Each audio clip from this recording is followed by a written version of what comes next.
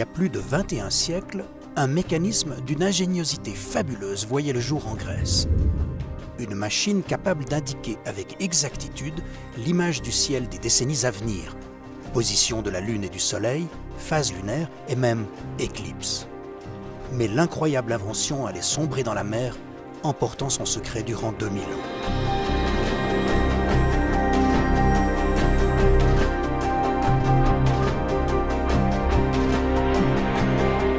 Les navires romains qui se rendaient d'Asie mineure vers l'Italie passaient entre le Péloponnèse et la Crète. C'est au milieu de ce couloir maritime qu'émerge la petite île d'Anticythère.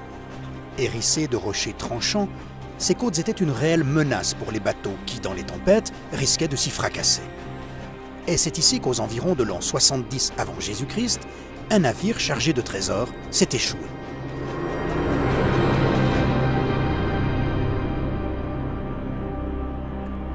En 1900, des pêcheurs d'éponges aperçoivent dans les fonds marins une main de bronze. Ils en avisent les autorités grecques qui, au cours de l'hiver suivant, fouillent la côte d'Anticythère où se trouve l'épave.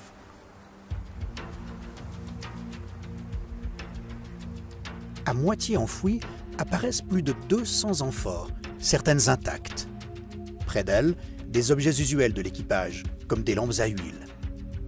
On découvre aussi des vases, des récipients finement travaillés. Et plus les recherches se poursuivent, plus les découvertes se révèlent exceptionnelles.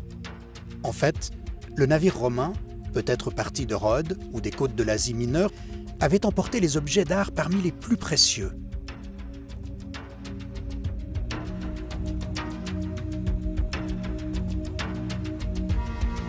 La main de bronze se révèle être celle d'un philosophe, dont on retrouve ensuite la tête et une partie des autres membres, sculpture grecque du IVe siècle avant Jésus-Christ. Autre découverte capitale, un éphèbe de bronze, chef-d'œuvre hellénistique sculpté vers 340 avant Jésus-Christ. À moitié enfouies dans les fonds marins, des statues dont les parties protégées par le sable et les sédiments ont échappé à la corrosion. Elles lèvent une partie du voile sur le génie qui les a fait naître de la pierre. C'est au milieu de ces objets sublimes que les plongeurs trouvent une intrigante pièce de bronze d'une vingtaine de centimètres de hauteur et qui commence à se fragmenter après sa sortie hors de l'eau. Dès les premières années, des scientifiques réalisent qu'il s'agit d'une mécanique capable de fournir des données astronomiques.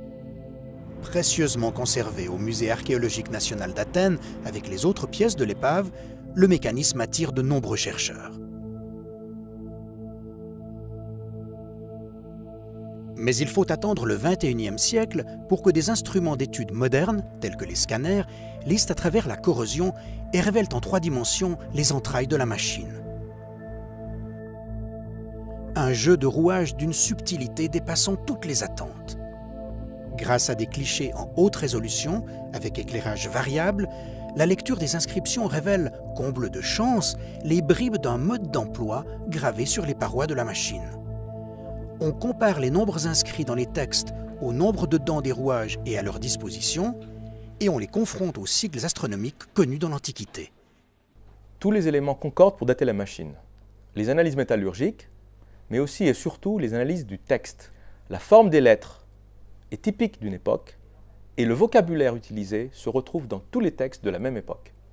Avec la richesse des informations dont on dispose, une reconstitution fiable peut être faite.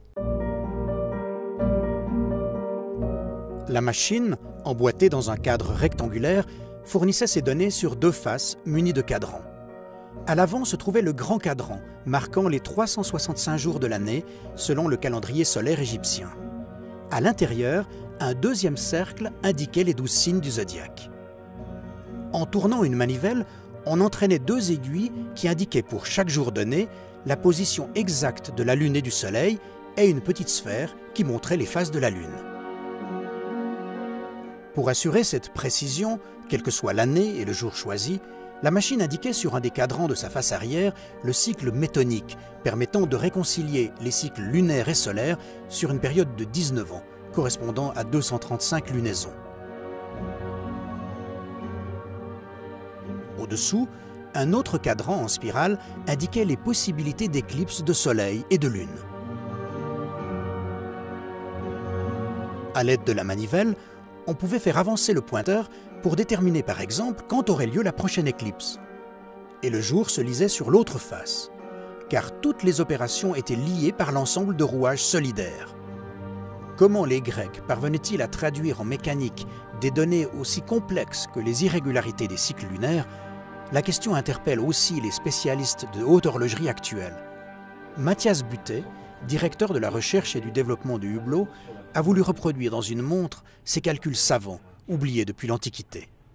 Je ne voulais pas être comme un pilleur de tombes qui vient voler une idée qui existe depuis longtemps, mais quelqu'un qui vient justement, avec tout le respect qu'on doit avoir de nos pères de l'époque, qui vient exactement imiter dans un objet contemporain, qui est une montre miniature, parce que l'objet denticitaire fait une vingtaine de centimètres en réalité, et là on arrive à un mouvement qui fait 30 mm de hauteur et qui se porte facilement au poignet.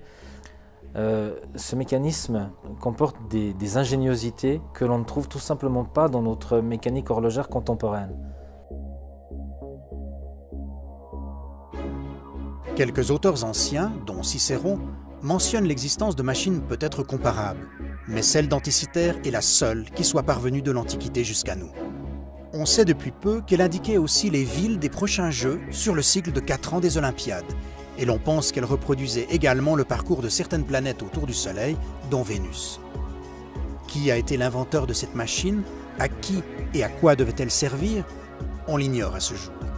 Mais les recherches qui se poursuivent ne cessent de révéler d'autres subtilités mathématiques et mécaniques, modifiant ainsi notre perception du monde antique et de son rapport à la technologie.